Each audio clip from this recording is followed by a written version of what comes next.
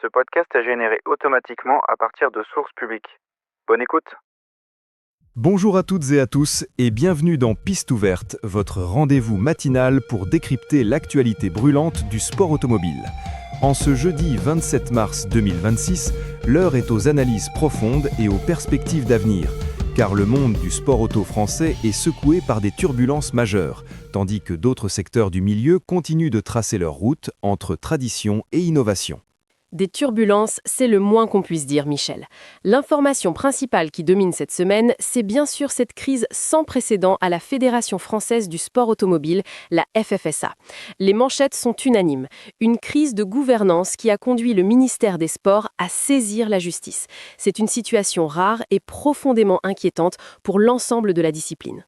Absolument, la FFSA est au cœur d'une tempête, une situation qui s'est cristallisée avec la révocation de son président, Pierre Gosselin, à une large majorité. Cette décision n'est pas anodine, elle est le point culminant de tensions internes et de questions de transparence qui ont ébranlé les fondations mêmes de l'organisation. Le ministère des Sports n'intervient jamais à la légère dans les affaires d'une fédération. S'il a saisi la justice, c'est que les faits sont jugés suffisamment graves pour nécessiter une enquête approfondie sur les pratiques de gouvernance. Et l'impact est colossal. Imaginez les conséquences sur les licences, les compétitions nationales, le financement des clubs, la formation des jeunes pilotes. C'est tout un écosystème qui est mis sous pression. Cette crise de gouvernance, c'est bien plus qu'une simple querelle interne. C'est une menace directe sur la stabilité et la crédibilité du sport automobile français à l'échelle nationale comme internationale. Précisément, le sport automobile français est un pilier mondial, avec des milliers de licenciés, de bénévoles et une multitude de compétitions, du karting au rallye, en passant par les circuits. La FFSA est le garant de l'organisation, de la sécurité et du développement de ces disciplines. Une telle crise peut entraîner un gel des initiatives, des retards dans l'homologation des circuits ou des règlements et potentiellement une perte de confiance des partenaires financiers. Les enjeux sont non seulement sportifs, mais aussi économiques et logistiques. Et dans ce contexte tendu, une voix bien connue du sport automobile s'est élevée. Daniel Elena, l'ancien copilote de Sébastien Loeb, a poussé un véritable coup de gueule. Il n'a pas mâché ses mots sur la situation et, plus surprenant encore, il envisage de se présenter à la présidence de la FFSA. Il a déclaré vouloir défendre les valeurs de ce sport. C'est une candidature de poids si elle se concrétise. Daniel Elena incarne une figure emblématique, un homme de terrain avec un palmarès exceptionnel. 9 titres de champion du monde des rallyes, un record inégalé.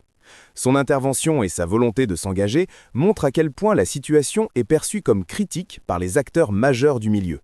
Sa déclaration, où il exprime son désir de défendre les valeurs du sport, résonne comme un appel à un retour à l'essentiel, loin des luttes de pouvoir. Cela met en lumière le fossé perçu entre la base du sport et sa direction. Il est clair que cette crise fragilise l'image du sport automobile français. Comment va-t-elle affecter la préparation des talents de demain, par exemple ? On se demande si le programme Pilote Espoir, qui vise à identifier et soutenir les jeunes talents, pourra maintenir son élan dans un tel climat. C'est une question légitime. D'ailleurs, nous apprenons que les finalistes de Pilote Espoir 2026 sont connus. C'est une excellente nouvelle qui montre que malgré les difficultés au sommet, la machine de détection de talents continue de tourner. Ces jeunes représentent l'avenir et il est crucial que la fédération, quelle que soit sa direction future, puisse leur offrir un cadre stable et propice à leur développement. Ce programme a déjà révélé de nombreux champions et son importance est capitale pour la pérennité de notre sport. C'est un point d'espoir, en effet. Et pendant que la haute sphère du sport auto est en pleine effervescence, le sport continue de vivre à la base. Ce week-end, par exemple, un plateau royal est attendu sur le rallye de Marcillac. C'est la preuve que la passion reste intacte sur le terrain. Tout à fait. Le rallye de Marcillac est un exemple de la vitalité du sport automobile régional. Ces événements sont le cœur battant de la discipline, attirant des milliers de spectateurs et des centaines de concurrents. Ils sont le terreau où naissent les vocations et où s'exprime la pure passion du pilotage. De la même manière, l'aventure de Sébastien Metz, dont on parle dans la presse locale, illustre la richesse des parcours individuels dans le sport auto, souvent fait de persévérance et d'engagement personnel intense, loin des projecteurs des grandes écuries.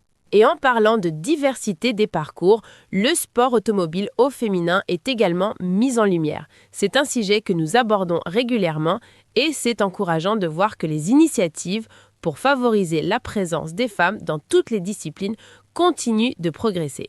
C'est essentiel pour l'évolution et l'ouverture de notre sport. Absolument. La mixité est une richesse. Historiquement, le sport automobile a longtemps été un bastion masculin, mais cette tendance s'inverse progressivement grâce à des programmes dédiés et à la visibilité croissante de pilotes féminines talentueuses. Il reste du chemin à parcourir, mais ces initiatives sont fondamentales pour l'attractivité et l'image du sport automobile en 2026. En parlant d'histoire et d'héritage, cette semaine marque un anniversaire significatif pour une marque emblématique. Opel a célébré les 125 ans de sa première victoire en sport automobile. Oui, 125 ans. C'est un pan entier de l'histoire de l'automobile et de la compétition. En 1901, les débuts d'Opel en compétition ont marqué le début d'une longue et riche aventure. Le constructeur allemand a traversé les époques, des premières courses de vitesse au rallye, en passant par les courses de tourisme, et se retrouve aujourd'hui même en Formule E. C'est fascinant de voir cette longévité. De 1901 à la Formule E, c'est une véritable saga.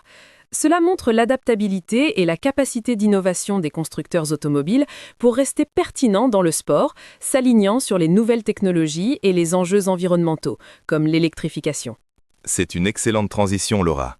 L'histoire d'Opel en compétition est une métaphore de l'évolution du sport automobile lui-même.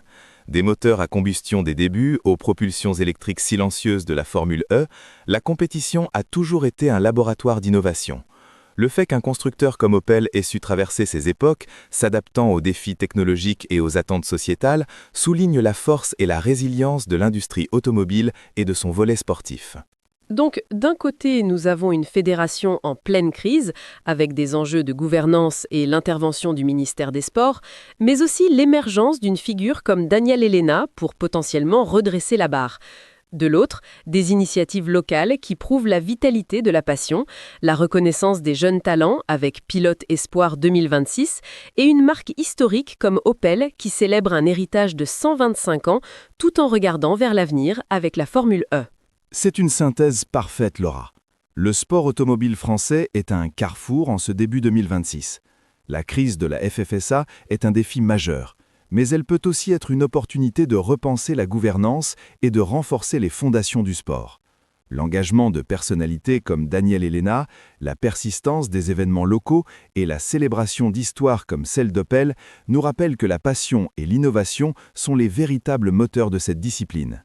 Le sport automobile a toujours su se réinventer et je suis convaincu qu'il saura surmonter cette épreuve. Nous suivrons bien sûr avec la plus grande attention les développements de cette situation. Merci Michel pour cette analyse. Et merci à vous de nous avoir écoutés. Restez connectés pour de nouvelles analyses incisives dans Piste ouverte. À très bientôt.